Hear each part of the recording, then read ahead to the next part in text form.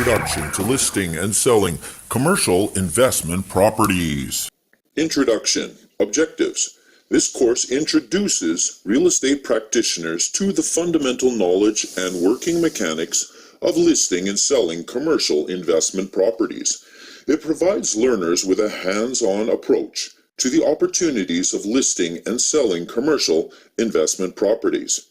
Learners will walk away from the class with real-life experience in analyzing, listing, and selling commercial investment properties.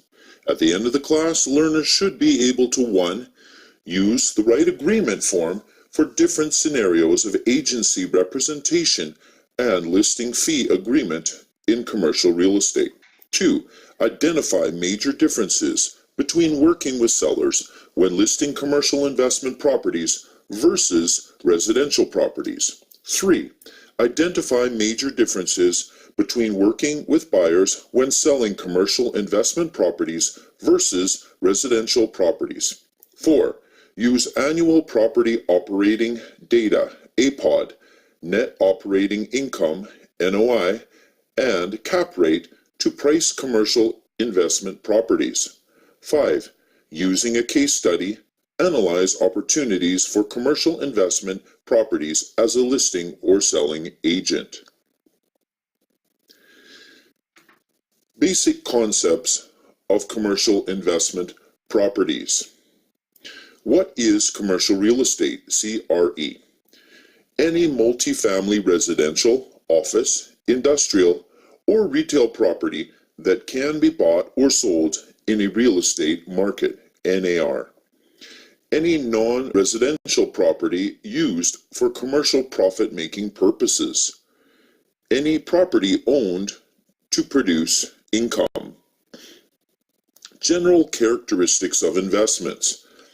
Liquidity. Ability to convert an asset to cash quickly without loss of much value. Marketability. Ability to convert asset into cash quickly at any price. Leverage. Use of borrowed funds to finance an investment. Management. Cost of monitoring an investment. Asset management. Monitoring of the investment's financial performance. Property management. Monitoring the overall day-to-day operation of the property. Tax efficiency. Ability to minimize tax liability. Return on investment, ROI, measurement used to evaluate the efficiency of an investment, a gauge of its profitability. Risk, possibility of losing principal and/or potential income. Benefits of commercial real estate investments.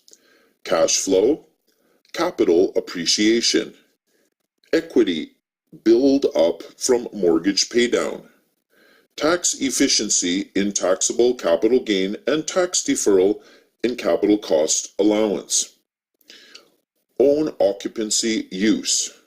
Brick versus click. Introduction to listing and selling commercial investment properties, your agency relationship with consumers. In this section, the emphasis is not on explaining the duties and responsibilities realtors owe to consumers, but on realtors choosing the right listing fee agreements under different combinations of agency relationships and payor situations so as to get paid. There are 3 agency relationships you can have with consumers. 1. Designated agency. 2. Limited dual agency. 3. Customer relationship. Hence, you can either 1. Represent seller only, or 2. Represent buyer only, or 3. Represent both buyer and seller under limited dual agency agreement, or 4. Do not represent either buyer or seller. There are also 4 types of payor scenarios. 1. Seller pays you, buyer does not pay you. 2. Buyer pays you, seller does not pay you. 3. Both buyer and seller pay you. 4. Neither pay you. There should be a different listing fee agreement that corresponds to different payor scenarios under different agency representation. BCREA provides forms that apply to these scenarios, and in the next section we will explore the following forms, which can be found in the appendices and through web forms online.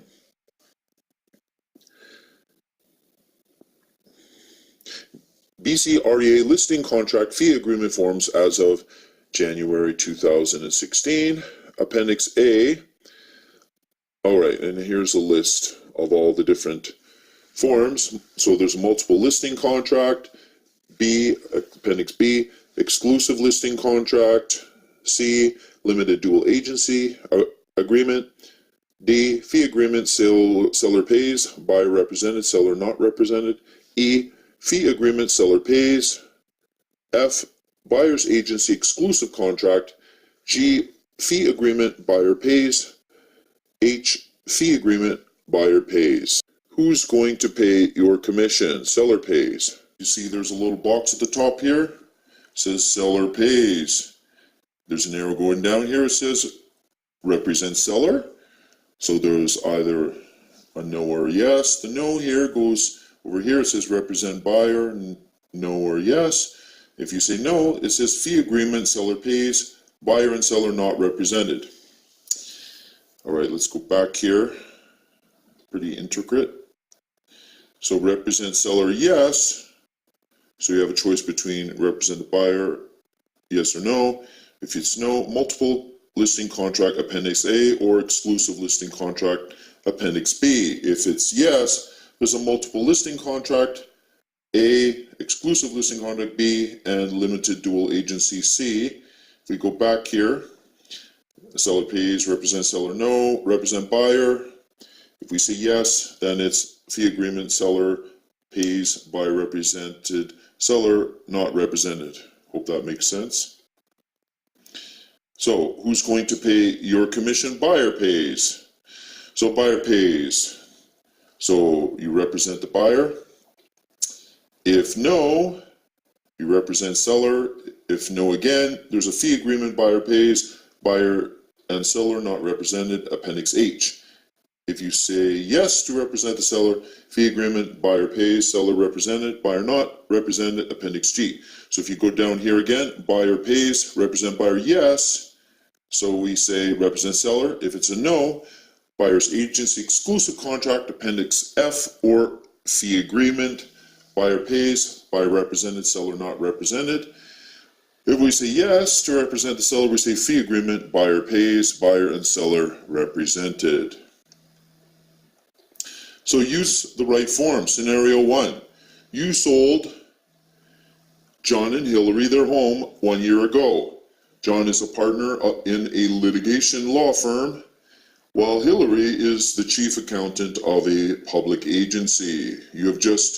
They have just inherited a portfolio of commercial investment properties that is worth $30 million scattered around the Lower Mainland. Today you receive a call from Hillary asking if you want to meet her and John to discuss about listing one of their apartment buildings in the Metrotown area. 1.1, who do you represent and who pays you in this listing contract situation? So who do you think it is? Answer the question. 1.1. Which listing contracts or agreement forms should be included in your listing package?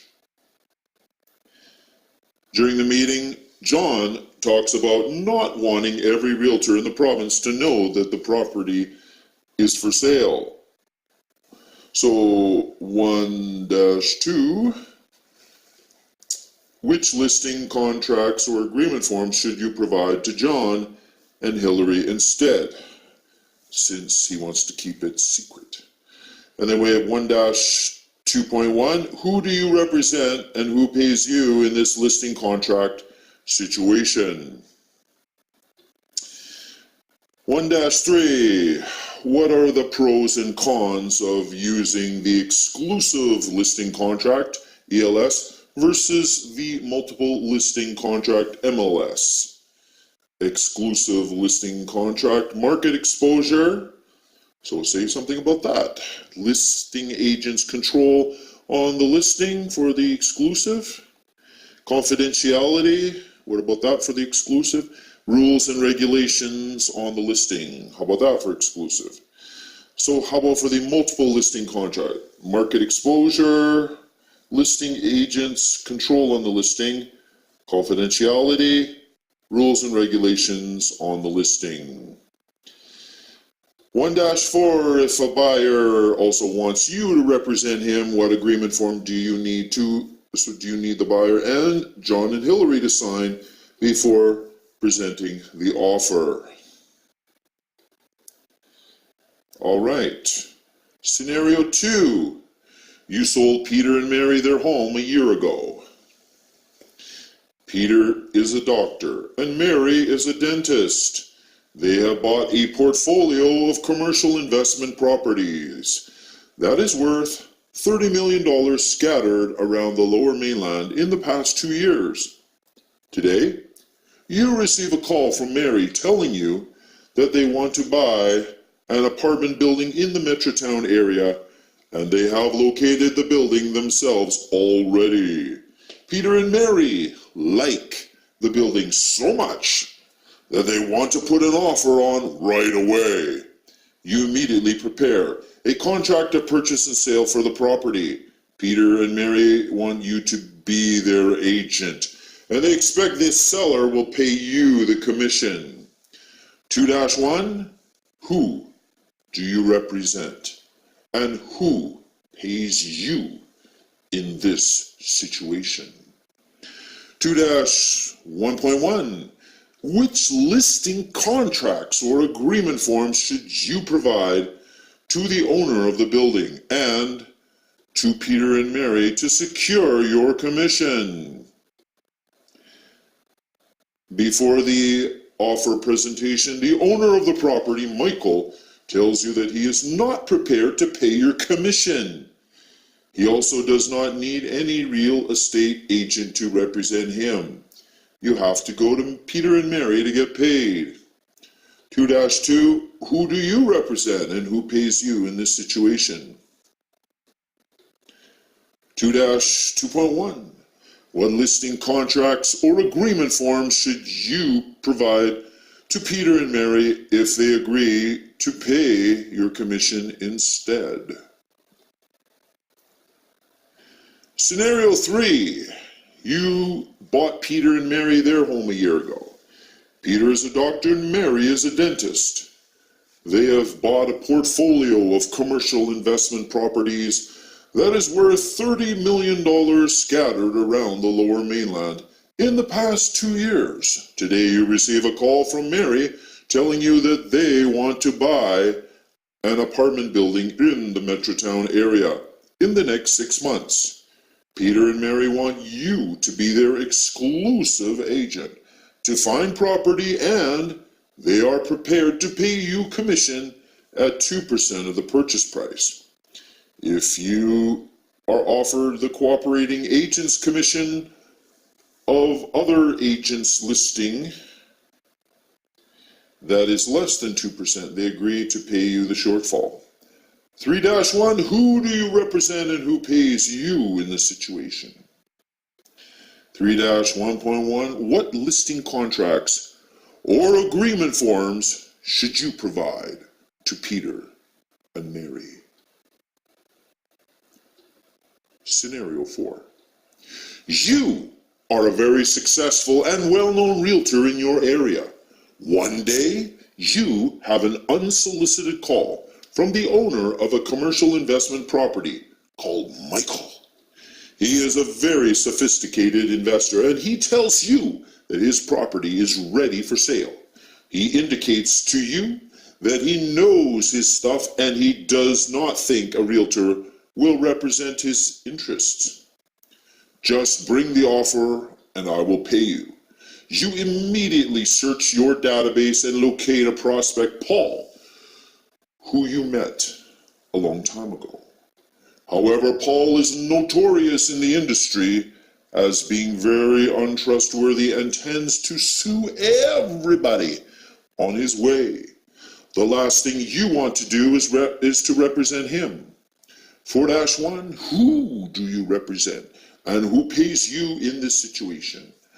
4-1.1, what listing contracts or agreement forms should you provide to Michael and Paul before bringing Paul's offer to Michael?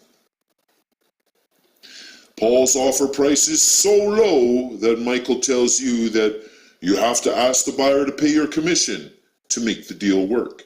And Paul agrees to pay you the commission. 4-2, who do you represent and who pays you in this situation?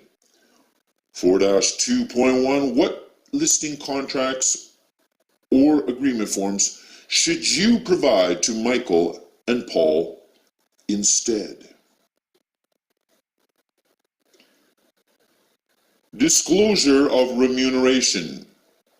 Disclosing remuneration, what to discuss, to whom, and why. You, as a real estate licensee, have an obligation to disclose to your clients any remuneration that your brokerage will receive in relation to real estate services provided to the parties involved in the real estate transaction. The council rules require that licensees disclose all remuneration they anticipate receiving that is not paid directly by the client. See Appendix 1 for disclosure of remuneration trading services form. Scenario 5-1. Designated agent acts only for buyer ABC Venture Limited. XYZ Capital Inc. seller is represented by a licensee engaged by KYC Realty Limited listing brokerage. It has a listing agreement to pay a total commission of $100,000 with $40,000 to be paid to the cooperating brokerage. You are the designated agent for ABC Venture Limited buyer who is going to make an offer on the property of XYZ Capital Inc. Activity 5-1, fill in Part B of the disclosure of remuneration form. I, put your name, am licensed under the Real Estate Services Act, and I disclose to you that my related brokerage, put in the name, anticipates receiving a commission of, put the money there, from, put the name there, with respect to real estate services provided to you or on your behalf in relation to the subject real estate. Scenario 5-2. Designated agent acts as limited dual agent.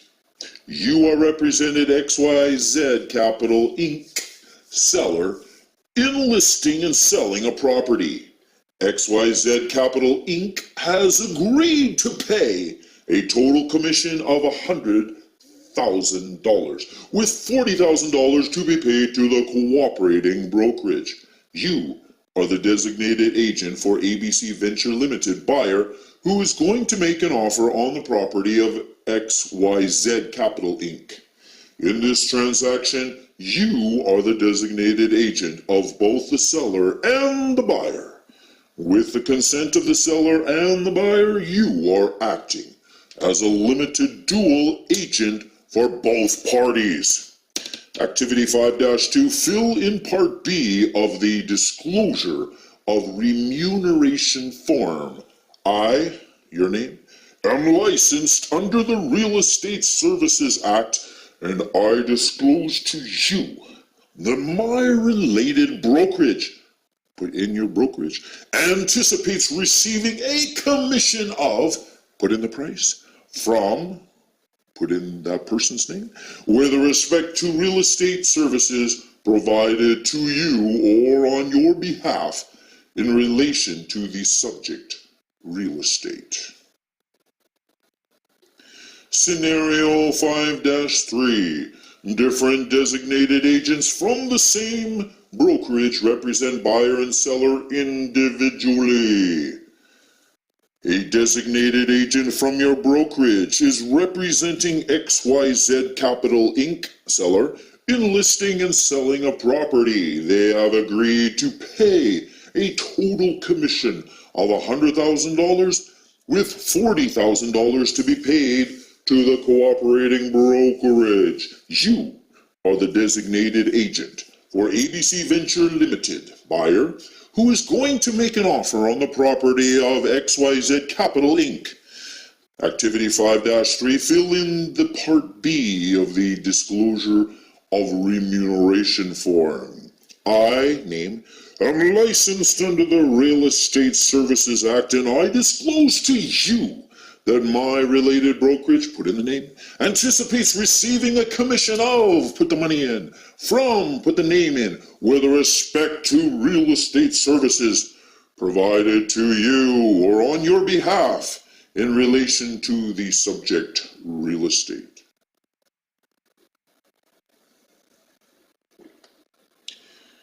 Working with sellers.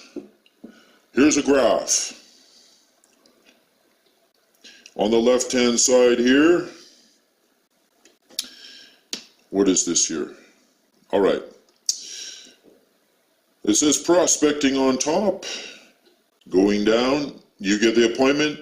No, you got to go to the left. If it's yes, you go to the right here. You go down. This is called back to prospecting.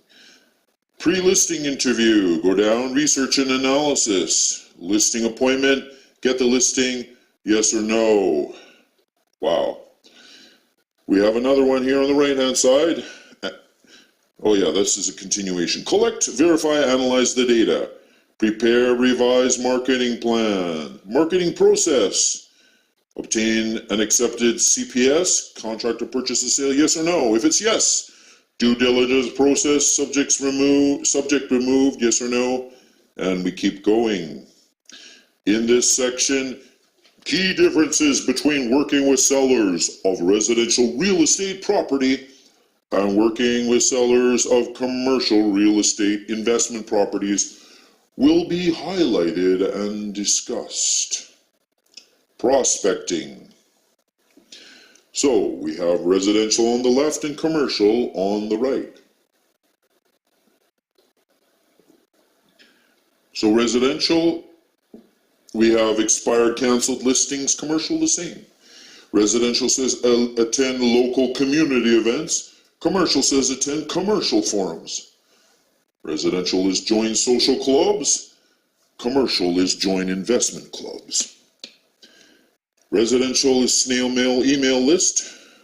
Commercial is the same. Residential says build up database, and commercial says the same. Residential says sphere of influence, repeat business and referrals. Commercial says residential colleague referrals. Residential has open houses. Commercial, no opens. Get appointment. Residential says daytime, evenings, weekends. And commercial says most likely during Monday to Friday, 9 to 5 office hours. Residential at your office or client's home. Commercials most likely at prospect's office. Residential says cold, warm calling anytime, and commercial is no cold, warm calling after office hours. Pre-listing interview. Residential can obtain listing in the first meeting. Commercial, do not expect to get the listing in the first meeting. Residential, get to know the prospect better and vice versa. Commercial, get to know the prospect better and vice versa. Yes, it's the same. Residential says gather preliminary info regarding the property and seller's motivation to sell. Commercial, gather preliminary information re the property and seller's motivation to sell. Yes, it's the same. Research and analysis, research on property, research on market, and research on the seller. So, research on the property. Realtors own resources. So for residential, you have the Paragon MLS Residential. Commercial, you have Paragon MLS Commercial, which I believe is still in its infancy. We've got the Commercial Broadcast Email Service and Commercial Edge. So the REBGV's Commercial Broadcast Email Service, access a network of more than 10,000 commercial realtors across British Columbia. This service provides commercial members the ability to sell and receive haves and wants email messages related to commercial real estate, as well as exchange professional knowledge questions related to commercial real estate. For more information, visit commercial services on rebgv.ca.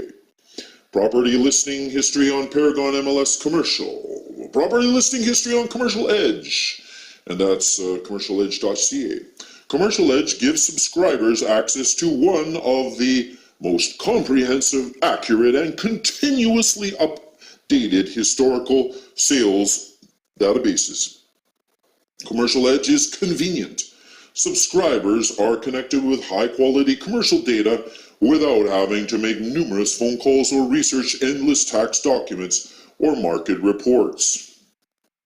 Our database has thousands of sales comparables in numerous property types, including retail, commercial, industrial, multifamily, and vacant land. Research on the property, government resources. Residential has CMHC, commercial the same. Residential has BC assessment, or they call it eValue, right? Commercial the same, and residential has cities GIS. Van Map for Vancouver. In Surrey here, it's Cosmos. Commercial has the same. Residential has BC Online, My LTSA, and commercial has BC Online, My LTSA. But commercial has something residential doesn't have. It is the Federal Incorporated Company Search. CMHC, Canada Mortgage and Housing Corporation. Here's the website. BC Assessment, the city's GIS. Check, each city will have their own. BC Online, Property Title Search on My LTSA, and Federal Incorporated Company Search. Take a note of these websites. And we have research on properties, third-party resources. Commercial, we have RealNet, CoStar, LoopNet, Altus Group Analytics. Commercial brokerages like CBRE, Colliers, or they say Colliers, right? Avison Young, Cushman and Wakefield. Search engines like Google. So, going down, it says RealNet, realnet.ca. RealNet delivers detailed research, analyses, and insights on commercial real estate and residential development markets in Canada. Listing services, LoopNet TM, loopnet.com.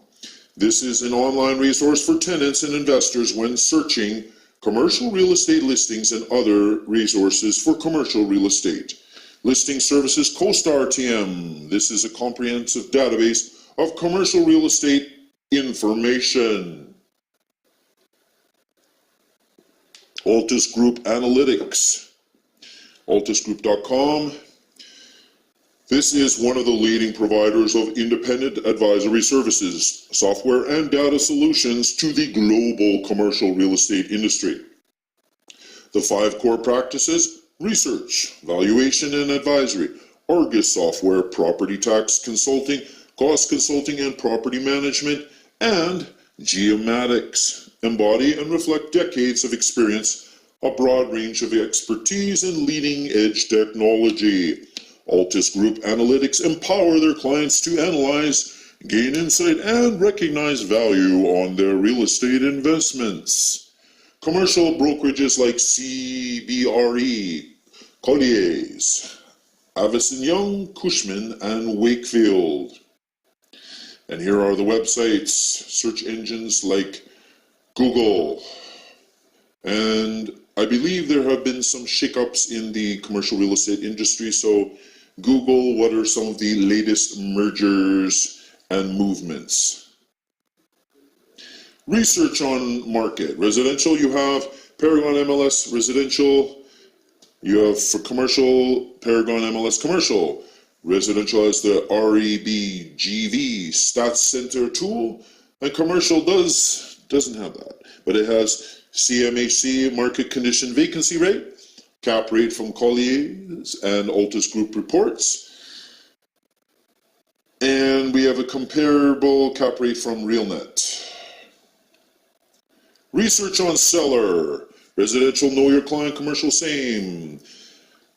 Seller's information on my LTSA title search for and commercial has same.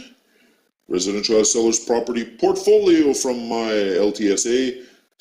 Commercial 2. Commercial also has corporate seller's directorship from BC, online or federal incorporated company search. Listing appointment. Present listing agreement with preliminary marketing plan. Multiple listing contract versus exclusive listing contract. Prepare to and revise marketing plan. Presents sample marketing plan. Traditional versus non-traditional marketing method and social media marketing. Marketing process. Well, residential has Paragon MLS Residential. Commercial has Paragon MLS Commercial. Residential and commercial both have email campaigns, brochures. Residential has Real Estate Weekly, etc.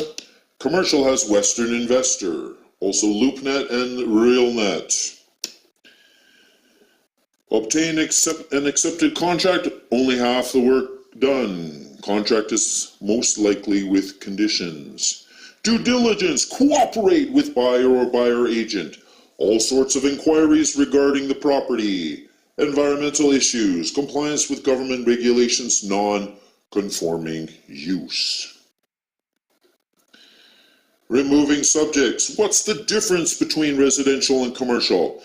Well, residential generally one subject removal date for all subjects. Commercial has multiple subject removal dates that may span for a few months. Residential has increase in deposit upon subject removal date. Commercial has increase in deposit upon each subject removal date. And commercial also has seller may demand non-refundable deposit. Working with buyers. So here's a graph. Prospecting. Get the appointment, yes or no? Yes. Qualifying interview, research and analysis. Present property information. Find properties of interest, yes or no? Go up here. Preview selected properties. Find suitable property, yes or no? Write the CPS. Is CPS accepted? Yes. Due diligence process, subject removal. In this section, key differences between working with buyers or residential real estate property residential real estate property and working with buyers of commercial real estate investment properties will be highlighted and discussed. Prospecting. Additional ways to prospect for buyers for both residential and commercial include sold listings and past clients. Get appointment. Residential is all over the place. It's daytime, evenings, weekends. Commercial is most likely during office hours. Residential at your office or client's home. Commercial is most likely at prospect's office. Residential is cold, warm calling anytime. Commercial has no cold or warm calling after office hours. Qualifying interview. Residential, get to know the prospect better and vice versa. Commercial, same. Residentials gather preliminary info regarding the property and seller's motivation to sell. Commercial, same.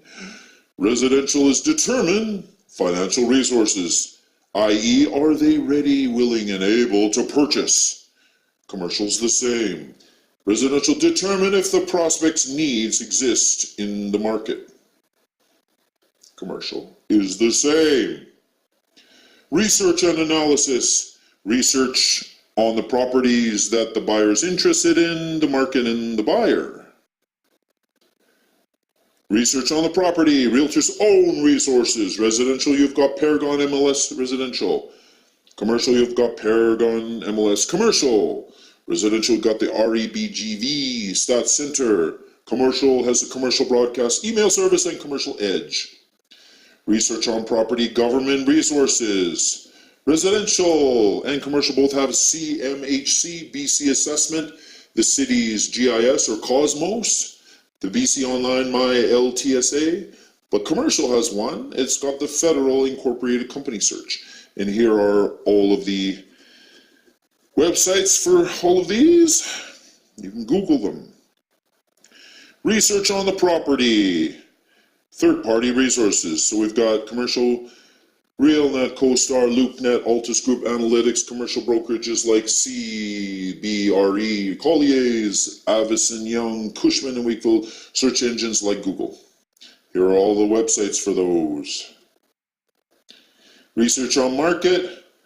We've got residential, we've got the Paragon for residential, commercial has a Paragon for commercial, residential is the REBGV Stat Center, commercial has the CMHC, market condition vacancy rate, cap rate from Colliers and Altus Group reports, comparable cap rate from RealNet.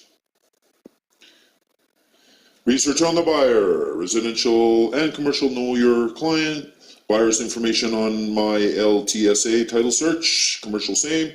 Commercial has buyer's property portfolio from My LTSA. Corporate buyer's directorship from BC Online or Federal Incorporated Company Search. And CANLII, Canadian Legal Information Institute. Present property information. Meet the client to present listings. Now, you can use automatic and email notification from the Paragon MLS. Preview selected properties. Most of the time, prospect will drive to the property and meet you outside. Maximum of 5 properties to show. Attention, property managers, be a friend to the buyer and buyer agent. Write the offer. Use the contract you are familiar with. There is no standard clauses in commercial real estate contract. Every transaction is different. Is contract to purchase and sale accepted? Only half of the work is done. Contract most likely with subject clauses. Due diligence. Investors of income properties do not buy real estate. They buy a bundle of contracts secured by tenant covenants.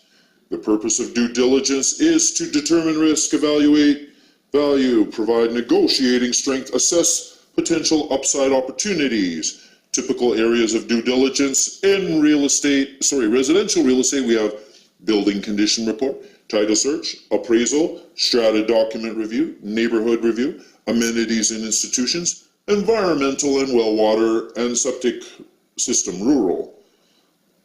Typical areas of due diligence in commercial real estate.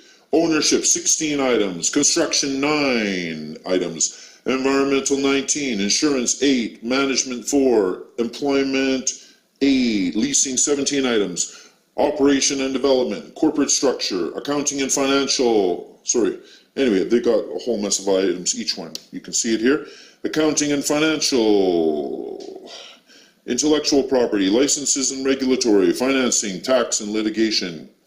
Purchaser's due diligence team, lawyers, appraiser, environmental assessment company, construction assessment company, accountants, financial analysts, lease abstractors, financial backers, equity and debt. Removing subjects. Residential, you have generally one subject removal date for all subjects. Commercial, you have multiple subject removal dates that may span for a few months. Residential has increasing deposit upon subject removal date. Commercial has increasing deposit upon each subject removal date. Commercial also has non-refundable deposit. Net operating income. This is from Pricing Commercial Investment Properties. Net operating income, NOI, is the annual income generated by an income-producing property after receiving all income from operations and then deducting all expenses required to operate the properties. So here is the formula for net operating income, NOI. So we have a potential rental income, PRI, plus other income affected by vacancy, minus the vacancy and credit losses. This will equal the effective rental income, the ERI, plus other income unaffected by vacancy, equals the gross operating income. And that is minus the operating expenses. This comes out to the, or equals the net operating income, the NOI. NOI identifies the ability of a property to produce an income stream from its operation. NOI is unique to the property and is unaffected by the financing and tax status of the owner. Items excluded from operating expenses: debt service, that's the interest and principal payment, depreciation expense, capital expenditure like major repairs and replacement, income tax expenses of the property owner, and replacement reserves. The following example illustrates the concept. Potential rental income per month, $10,000. The vacancy and credit loss, 3%. Operating expenses, we have the real estate taxes, $10,000. Insurance, $2,400. Repairs and maintenance, $2,000. And hydro and utilities, $2,000. NOI is calculated as potential rental income, $120,000, plus other income affected by vacancy, 0, minus vacancy and credit losses, $3,600. That equals the effective rental income of $116,400, plus other income unaffected by vacancy, 0, equals the gross operating income, $116,400, minus the operating expenses, $16,400. That's equal to the net operating income of $100,000. And that's the end of this section. Oh, we've got scenario 6. You sold John and Hillary their home 1 year ago. John is a partner in a litigation law firm, while Hillary is the chief accountant of a public agency. They have inherited a portfolio of commercial investment properties that is worth $30 million scattered around the Lower Mainland in the past 2 years. Today, you receive a call from Hillary asking if you want to meet her and John to talk about listing one of their apartment buildings in the Metrotown area. Before the meeting, Hillary sends you the statement of loss and deficit from last year. So here we have a statement of loss and deficit for the year ended December 31st, 2015. Revenue, rental income. In 2015, that was $414,670, and that is also the total revenue. We go down to the expenses. Let me see if I can increase this here so you can see it better. So we have the bank charges and interest, $1,023. We have the business license, $1,449. Depreciation is $127,833. Insurance, $10,945. Legal and accounting, $2,509. Loan interest, $158,624. Management fee, $8,763. Miscellaneous, $903. Office supplies, 0. Property taxes, $26,238. Repairs and maintenance, $44,260. We have the salaries and benefits, $26,441. Telephone, $919. Utilities, $70,813. Waste removal, $7,264. WCB expenses, 253, and we have the total expenses, comes out to 488,237. Now we gotta decrease this a bit. So 6-1, based on the information in the statement of loss and deficit, fill in the necessary fields on the annual property operating data APOD below for the property Appendix L, page 101. So this is kind of like homework. So if you take a look at this sheet here, we've got the annual property operating data. So that's what we call it, APOD. Property name, plug it in. Location, type of property, size of property, square feet, and also units. Purpose of analysis. Then we go down here to the assessed appraised values of the land. Over here, improvements, class 1, class 8, and class 17, all improvements, and then the total. And adjust this basis as of, and put that here.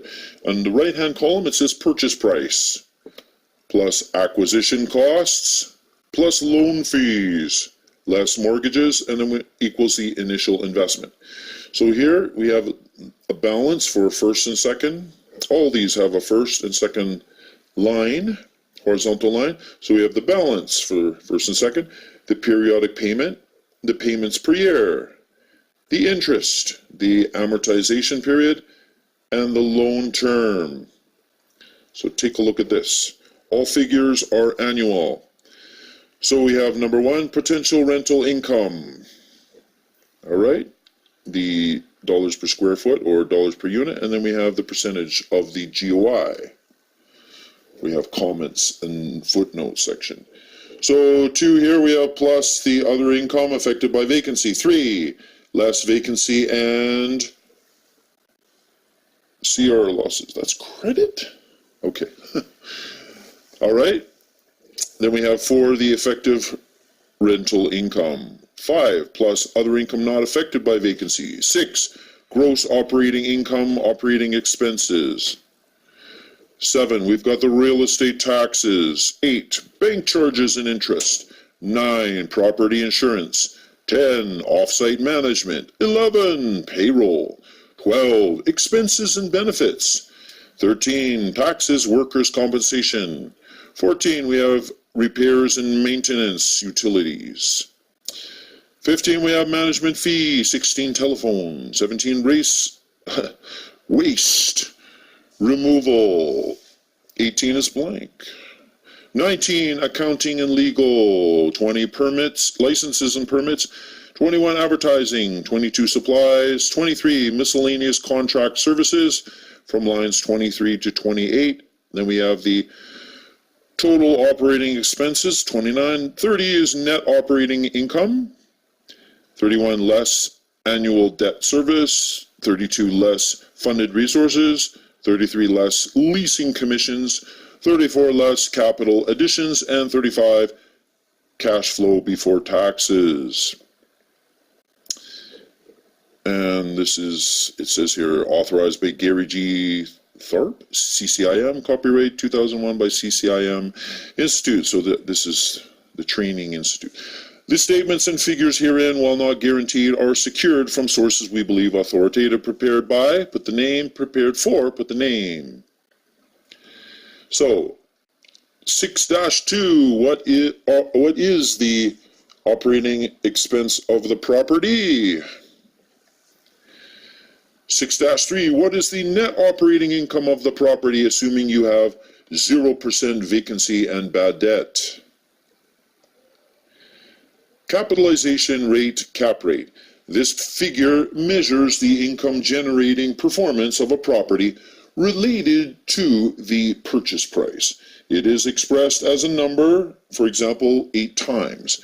It basically measures the payback period of the net operating income against the purchase price. So take a look over here. It says a cap rate equals the NOI, the net operating income, over the purchase price. So R is rate, e.g. that is the cap rate. I is the income, for example, that is the net operating income, and V is the value, the purchase price here in this diagram. So we have the rate is equal to the income over the value, and this is the value equals the income over the rate, the cap rate, and then we have income here equals the value times the rate. Turning the formula around, we can calculate the purchase price market price from cap rate as purchase price slash market price equals the net operating income NOI over the cap rate. Turning the formula further around, we can calculate the NOI from cap rate. Net operating income NOI is equal to the purchase price over the market price times the cap rate. So 6-4, based on the information of the property in scenario 6, what is the cap rate of the property if the market price is $7,280,000? 6-5, based on the information of the property in scenario 6, what is the market price of the property when cap rate is 3.3%? 6-6, if the buyer thinks that he or she can reduce the operating expense by 10%, what is the market price of the property when cap rate remains at 3.3%? 6-7, what is the market price of the property when comparable cap rate drops 10% itself to 3.0% and everything remains the same? So the cap rate value of $1 change in NOI. Take a look here. Cap rate 2%. The value is $50. The cap rate is 3%. The value is $33.33. 4% is $25. 5% $20. 6% $16.67. 7% is $14.29. 8% is $12.50, 9% is $11.11, and 10% is $10. Case study. 1. Seller representative. You sold John and Hillary their home a year ago.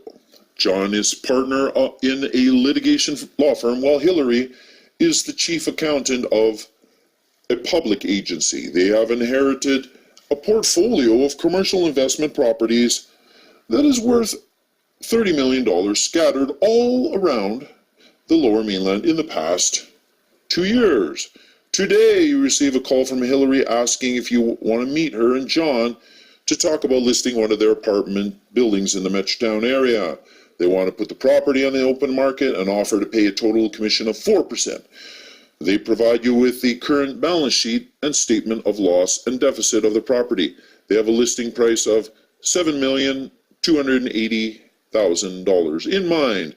The building has a pet restriction policy and no pets have been allowed since day one. So you have the statement of loss and deficit here for the year ended December 31st, 2015.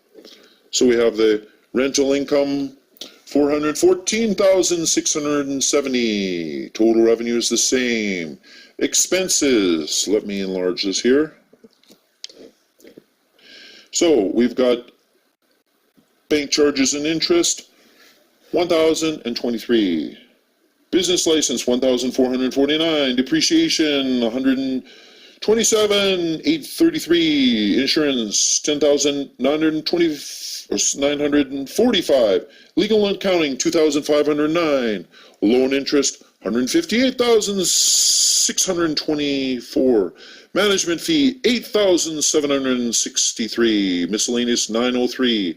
Office supply, $0. Property taxes, $26,238. Repairs and maintenance, $44,260. Salaries and benefits, $26,441. Telephone, $919. Utilities, $70,813, waste removal $7,264, and WCB expenses $253. Total expenses $488,237. So we have another balance sheet here as of December the 31st, 2015. So the assets, we have a current assets cash, $128,637. Prepaid expenses and deposits, $17,315, which all equals $145,952. So that's what we get when we add 128,000 plus when 17,000 plus for the current assets, cash, prepaid expenses, and deposit. Then we got a property, and there's a note 1 there. We'll look at it.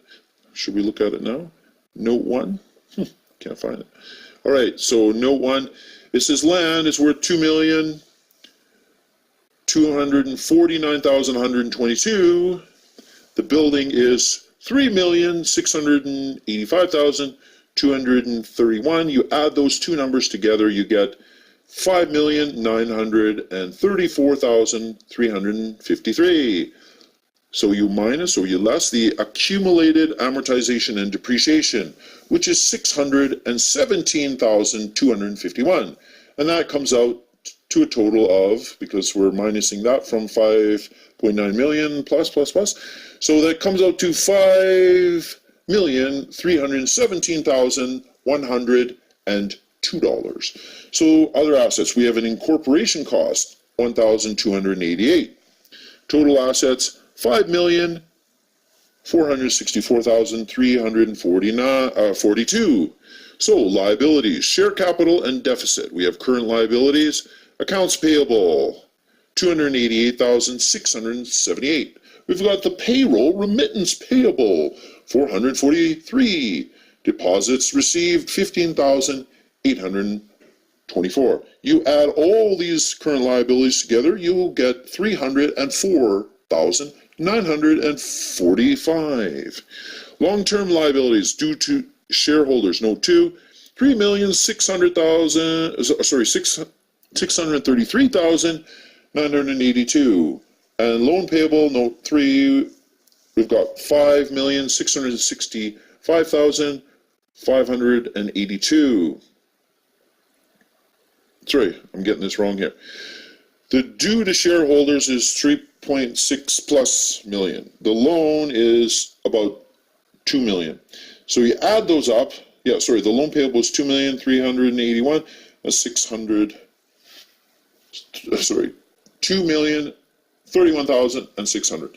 You add those up, it comes out to 5.6 million plus, right? 5,665,582.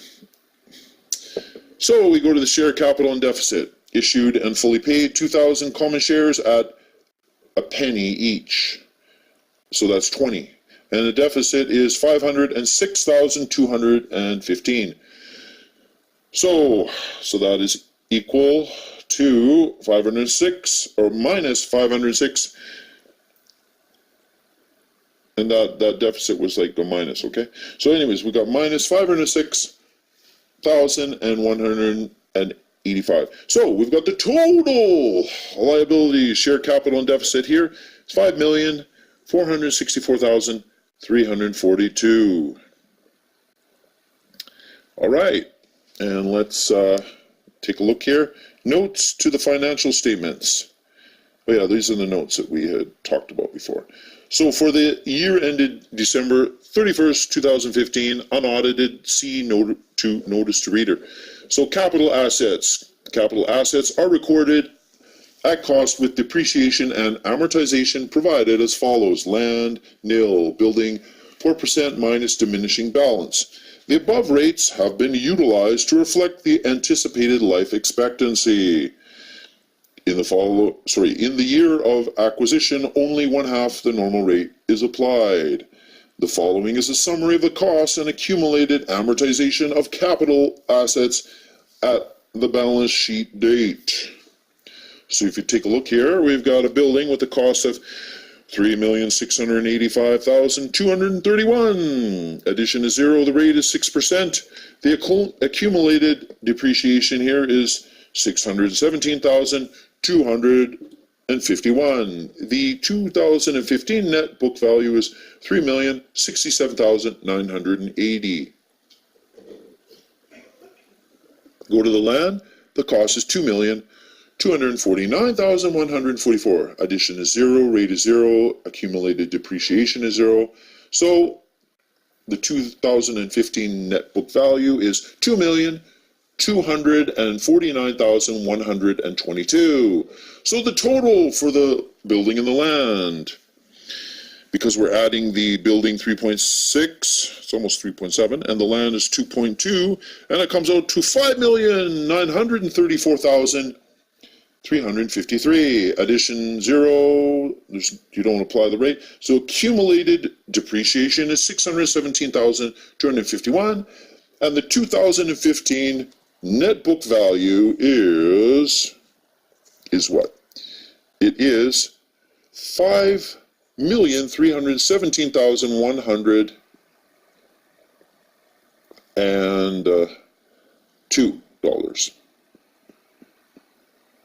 All right. So 2, due to shareholders, that's another note.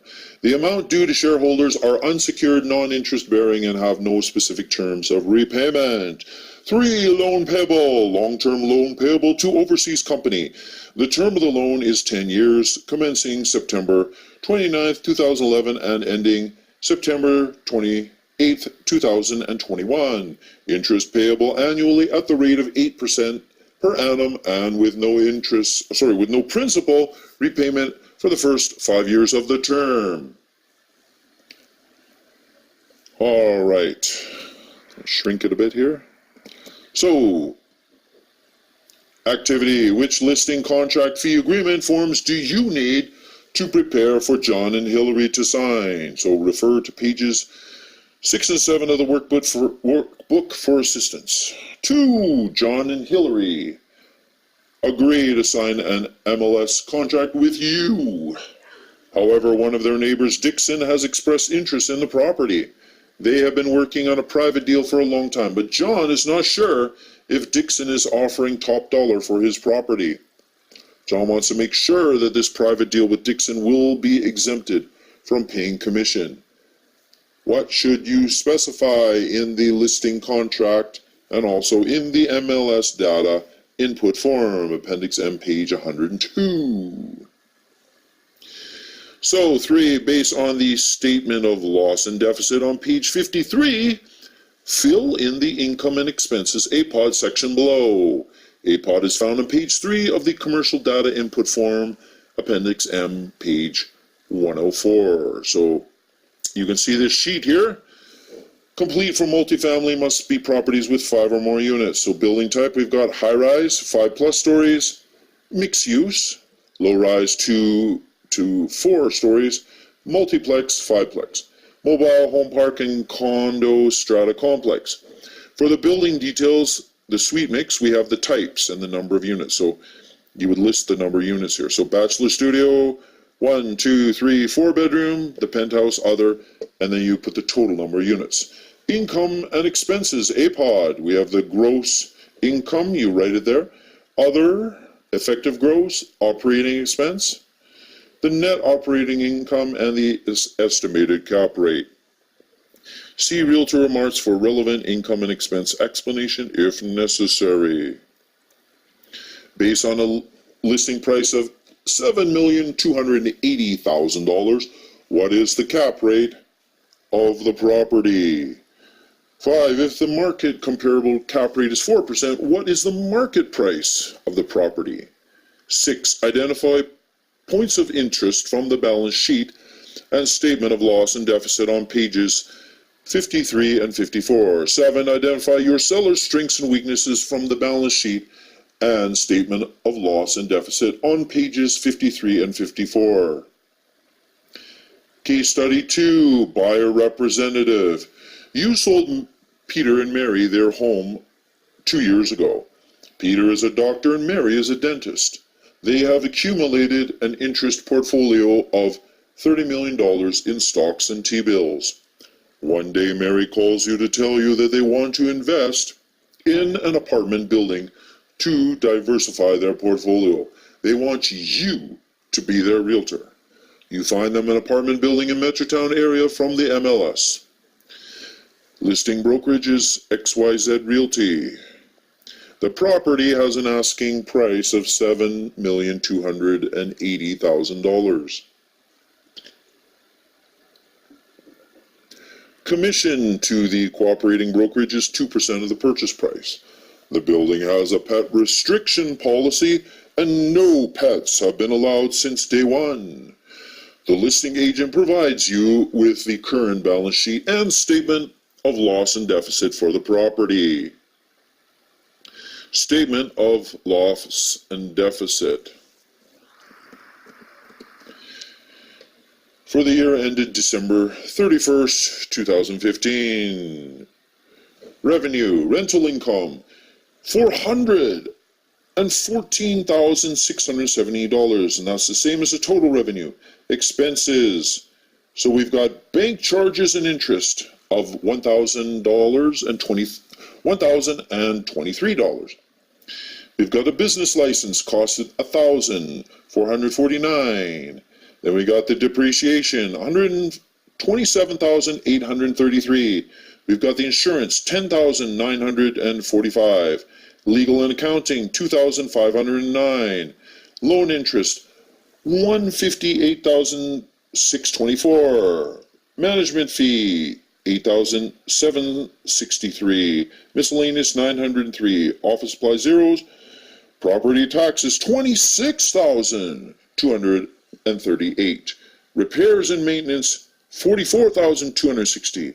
Salaries and benefits, $26,441. Telephone, $919. Utilities, $7,813. Waste removal, $7,264. WCB expenses, $253. And then so we add all these up, we come out to $488,237. So the balance sheet here as of December 31st, 2015. So the assets, current assets, we've got cash of $128,637. Prepaid expenses and deposits, that's $17,315. So add that 128 plus and 17 plus, and it comes out to $145,952. So we got the property. There's a note below, note 1. Land is worth $2,249,122. The building is $3,685,231. You add the land of 2.2 and the building of 3.6, you get $5.9 million, $5,934,353. So you less or minus the accumulated amortization and depreciation, so that's a minus of $617,251, and it comes out to $5.3 million, basically $5,317,102. Other assets, incorporation cost is $1,288. So you take all these assets, add them together, the total assets are $464,342.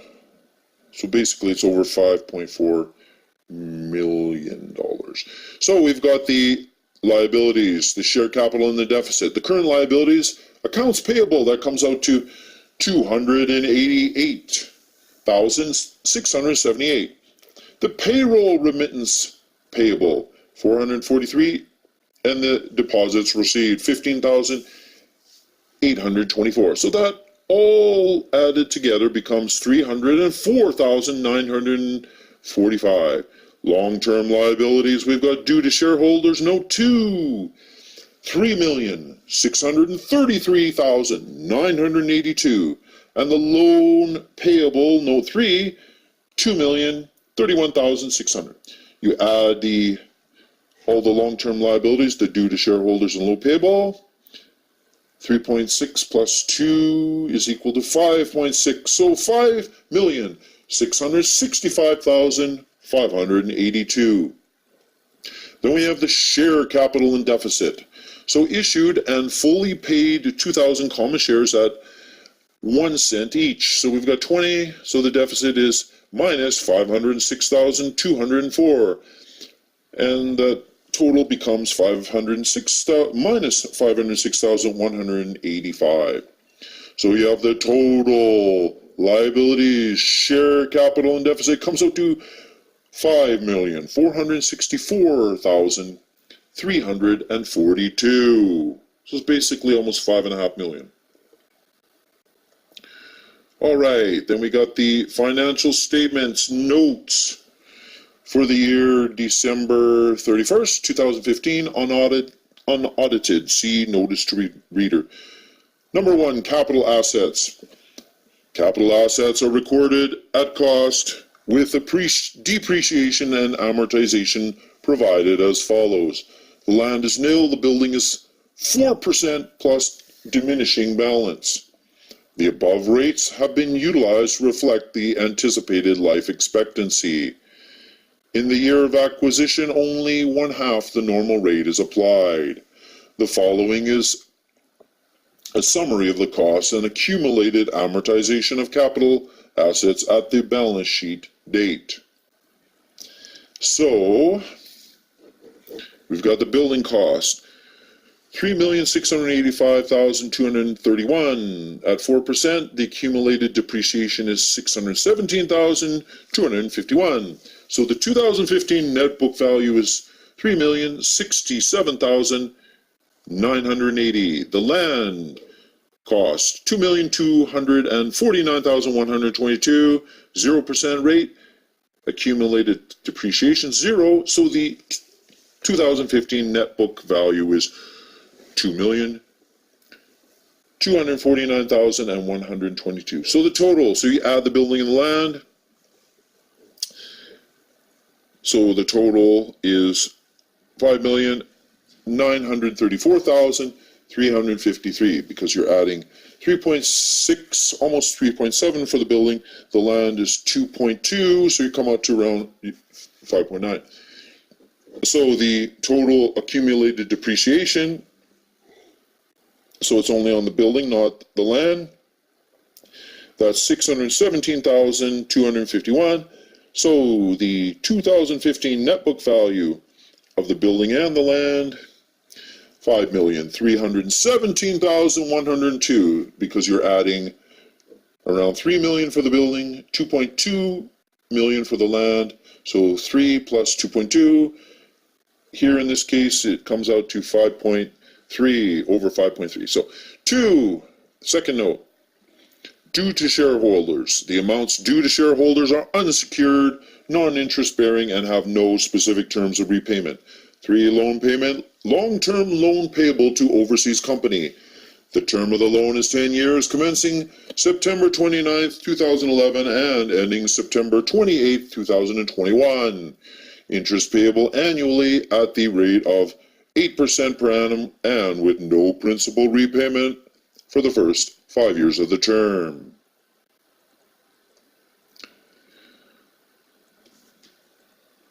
So,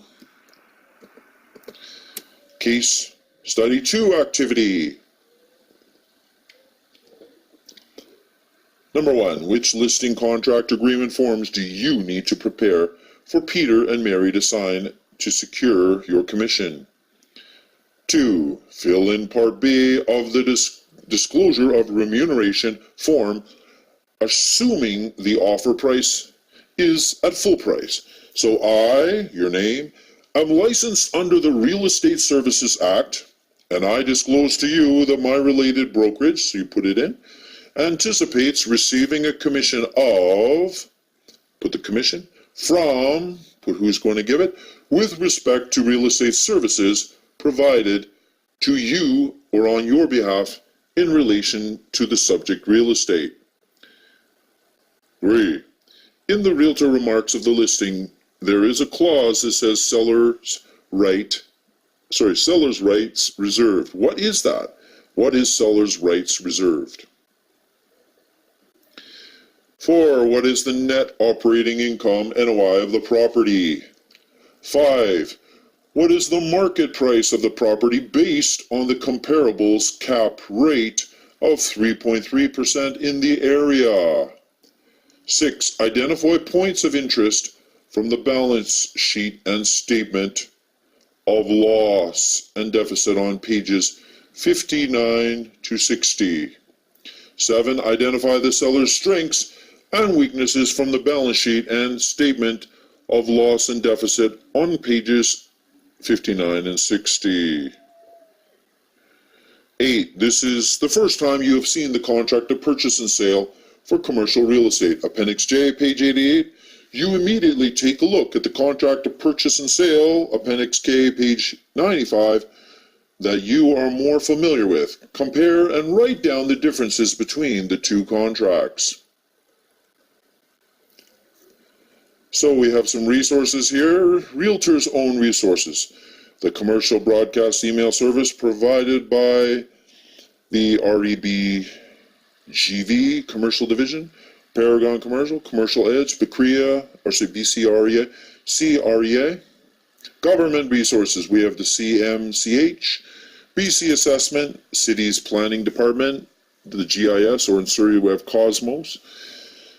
BC Online, MyLTSA, Federal Incorporated Company Search. And we have 3 third-party resources, RealNet, listing services like LoopNet and CoStar, and we have the Altus Group Analytics.